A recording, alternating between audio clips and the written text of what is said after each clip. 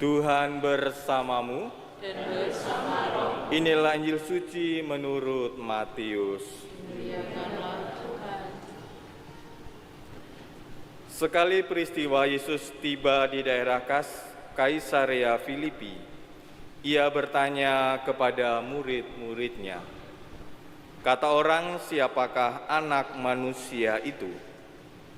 Jawab mereka, "Ada yang mengatakan Yohanes Pembaptis, ada juga yang mengatakan Elia, dan ada pula yang mengatakan Yeremia atau salah seorang dari para nabi."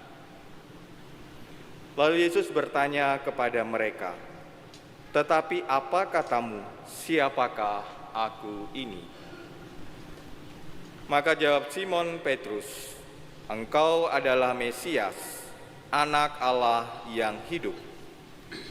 Kata Yesus kepadanya, "Berbahagialah engkau, Simon bin Yunus, sebab bukan manusia yang menyatakan itu kepadamu, melainkan Bapa-Ku yang di surga.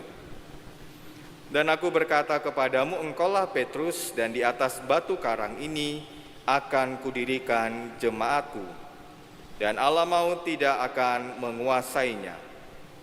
Kepadamu akan kuberikan kunci kerajaan surga. Apa saja yang kau ikat di dunia ini akan terikat di dunia, dan apa saja yang kau lepaskan di dunia ini akan terlepas di surga." Lalu Yesus melarang murid-muridnya memberitakan kepada siapapun bahwa dialah Mesias. Demikianlah sabda Tuhan.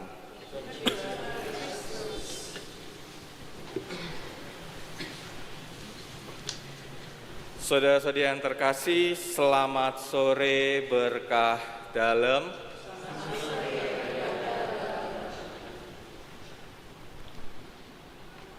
Dalam teks dikatakan temanya adalah Allah sumber hikmat dan berkat. Apakah sungguh Allah itu sumber hikmat dan berkat? Itulah yang ingin saya ajak kepada saudari-saudara, dan kita tidak akan membahas soal apa itu Petrus, siapakah itu Petrus, lalu batu karang dan gereja. Tapi saya ingin mengajak saudari-saudara melihat dari pengalaman kita sehari-hari. Bagaimana Allah yang sumber segala hikmat dan berkat itu nyata dalam hidup kita, minimal dari pengalaman saya. Pertama, kalau kita merenungkan bahwa Allah itu sumber segala hikmat dan berkat, Bapak, Ibu, saudari-saudara, teman-teman muda, apapun itu kondisi dan kita saat ini maupun juga adik-adik sekalian, satu kenyataan poin pertama yang ingin saya katakan adalah hidup kita ini adalah paradoks. Hidup kita adalah paradoks. Merenungkan Allah yang penuh hikmat dan berkat, tidak bisa dilepaskan bahwa hidup kita itu paradoks. Lihatlah apa yang terjadi minggu-minggu ini, bulan-bulan ini. Katanya Indonesia itu pertumbuhan ekonominya baik, tapi kita lihat wajahnya Menteri Ekonomi itu tidak menggambarkan bahwa ada harapan, benar atau tidak. Itulah paradoksnya. Di tengah gempa NTT 7,7 ya,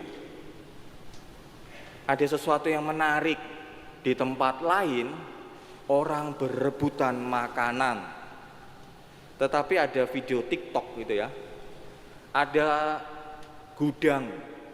gudang bulog, bangunannya sudah hancur, berasnya kelihatan tapi tidak ada yang menjarah, tidak ada satpam juga yang di sana.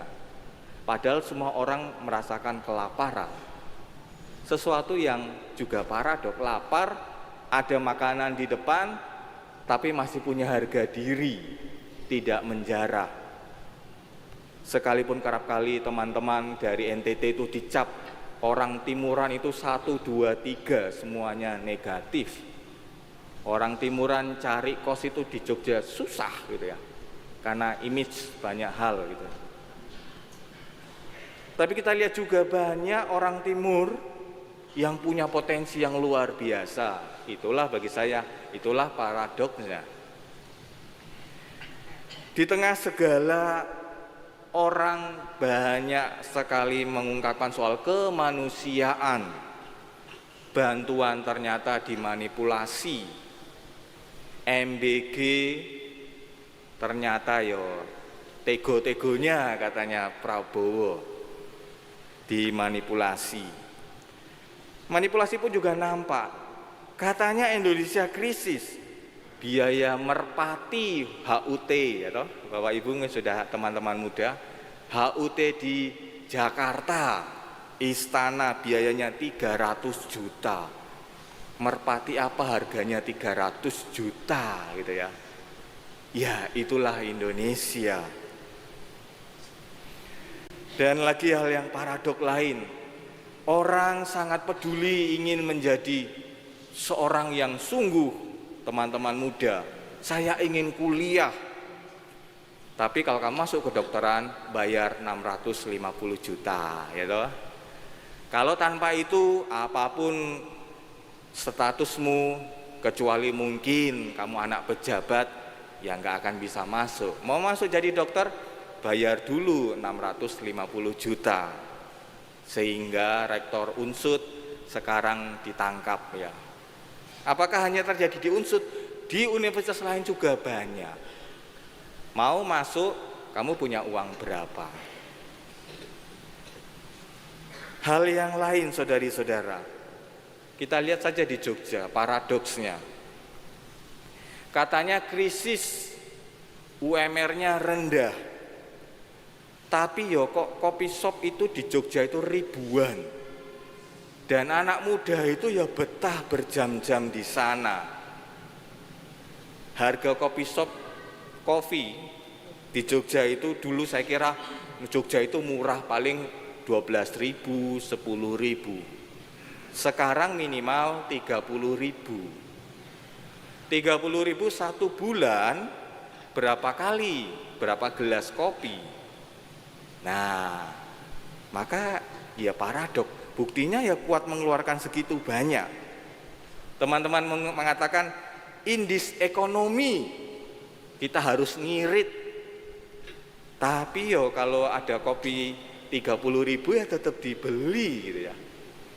Indis ekonomi kita harus ngirit. Borobudur maraton ya dibelani gitu. Maybank besok Bali juga luar biasa warnya. Indis ekonomi bayar kuliah susah, UKT susah, tapi kalau ada konser K-pop 2-3 juta saya budal, walaupun mungkin naik bis ya. Nah, inilah paradoksnya hidup kita saudari-saudara. Ya menarik. Katanya kita tidak boleh kumpul kebo, hukumnya haram untuk gereja. In this economy, living together is style yang baru. Orang dulu merasa malu kumpul dengan pasangannya laki-laki dan perempuan, bukan laki-laki dengan laki-laki atau perempuan dengan perempuan. Orang merasa risih. Tetapi sekarang paradoksnya banyak di antara kita itu merasa pede, bahkan show up. Ya, ditunjukkan di media sosial. We are living together. Kita bukan suami istri, tapi we are living together. Tenang, kita itu baik-baik saja kok. Kita juga kasurnya beda. Tapi itu ditunjukkan di media sosial. Bagi bapak ibu orang tua, enggak nyampe pikirannya. Tapi inilah paradoksnya hidup kita, saudari-saudara. Saudari-saudara, maka poin pertama yang ingin saya tawarkan adalah ketika melihat hikmat dan berkat, kita harus menerima kenyataan bahwa hidup kita itu paradoks. Dan ini dikatakan dalam bacaan pertama. Sebuah kritik dari Nabi Yesaya disampaikan terhadap dua orang. antara yang namanya Shebna dan Elyakim. Dua-duanya itu seorang pejabat di istana. Shebna itu seorang pejabat di istana yang hidup dalam kemewahan, suka dengan membeli kereta perang, dan kemudian sudah menyiapkan makamnya yang sangat mahal.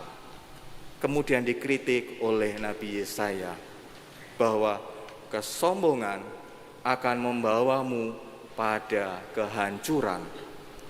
Kesombongan pelan-pelan memang membuatmu akan bangga, tetapi akhirnya akan menghancurkanmu. Sama halnya Bapak Ibu paradoks yang kita alami saat ini. Semuanya rasanya aneh, tidak ideal. Tetapi kalau kita menganggap itu biasa saja, tanpa kita merasa risih, tanpa hati nurani kita kemudian kita mengatakan iki jakne salah loh. Beranilah katakan salah. Sakjane ndak bener. Beranilah katakan ini tidak benar. Orang Jawa mengatakan bener tapi ra bener. Ada sesuatu yang baik tapi itu tidak benar. Ya inilah paradoks hidup kita. Maka kita mau memilih yang mana? Poin yang kedua yang saya ajak saudari-saudara adalah merenungkan Allah yang penuh hikmat dan penuh berkat. Mengandaikan kita adanya pengharapan. Pengharapan itu nyatanya di mana? Apakah pengharapan itu hanya omong kosong saja, omong kosongnya Romo gitu? Bagi saya, pengharapan itu nyata Bapak Ibu. Di mana lihatlah pengalaman Bapak Ibu bertahan dalam kesulitan. Bahasa anak muda sekarang itu resilient, ketangguhan, jatuh bangun lagi, putus cinta bangkit lagi, move on. Jangan kemudian ngelokro. Putus cinta, pergi ke kamar mandi, ambil cutter, lukai diri, kemudian merasa tenang. Ya enggak seperti itu. Pengharapan yang nyata adalah, menurut saya, bagaimana kita mampu bertahan dalam situasi sulit. Bagaimana hati kita masih terus menggemakan kebenaran, sekalipun mungkin lingkungan pekerjaan jelei, korupsi di mana-mana. Termasuk juga ketika kita berani menyerukan kebenaran, ya kita harus juga siap dengan resikonya. Kamu akan dibenci, kamu akan dikambing hitamkan, mungkin kamu akan dibunuh, seperti yang terjadi asistennya Jampitsus. Berkoar-koar mengatakan anti korupsi, ternyata pada saat bersamaan dia menutupi dosanya bahwa dia itu adalah pelaku korupsi. Jangan sampai pengharapan yang kita buat itu adalah pengharapan yang semu. Artinya berkoar-koar berbuat kebaikan tetapi untuk menutupi sebagian shadow dari dosa kita. Ya inilah paradoksnya, mau pilih yang mana? Ya sama halnya gereja. Gereja memperjuangkan kebaikan, kemurahan hati. Tapi juga saya mengatakan, Bapak Ibu juga kita juga merengkuh kelemahan gereja. Para imam yang moralnya juga luar biasa dipertanyakan. Para uskup mungkin juga yang tidak punya kepedulian. Atau mungkin tarekat-tarekat yang hanya mempedulikan orang-orang kaya. Ya itulah bagian dari hidup kita. Tapi apakah pengharapan itu berhenti? Saya rasa tidak. Karena pengharapan itu kitalah yang mengalami, bukan orang lain. Dan ini yang dikatakan dalam bacaan Injil. Ketika Yesus dikatakan Mesias, ketika kita mengatakan saya orang Katolik, pertama-tama bukan soal penampakan luar, fisiknya, tetapi bagaimana hati kita itu selalu terbuka untuk orang lain. termasuk mereka yang juga penuh dosa. Dan akhirnya yang ketiga, Allah yang penuh berkat dan hikmat kita temui secara nyata dalam perjumpaan. Dalam bacaan Injil dikatakan gereja, di atas batu karang ini kudirikan jemaatku. Jemaat gereja bukanlah jemaat orang yang sudah sempurna. Lihatlah para rasul, semua masih penuh dosa, bahkan satu tidak terselamatkan, bunuh diri Yudas Iskariot. Itulah komunitas gereja kita. Maka beriman kepada Allah yang penuh hikmat dan berkat nyata dalam namanya keterlibatan di dalam komunitas gereja. Apapun keterlibatan kita, entah keterlibatan kita itu cuma hadir dalam kegiatan, entah keterlibatan kita itu cuma mendoakan dalam hening, entah keterlibatan kita itu juga terlibat dalam berbagai kegiatan. Pastinya yang utama adalah dosa jangan sampai menjadi alasan untuk tidak terlibat di dalam gereja. Kenapa? Karena Allah sudah selalu mencintai kita. Maka di sanalah bagi saya surat kenabian menjadi penting. Bahwa beriman berarti teman-teman, Bapak Ibu, orang-orang muda, beranilah untuk memilih kebenaran lebih daripada ketidakjujuran, lebih hidup ugahari lebih daripada kemewahan, kemurahan hati lebih dari kesombongan dan keangkuhan. Yang harus kita ingat adalah kalau kita angkuh dan sombong,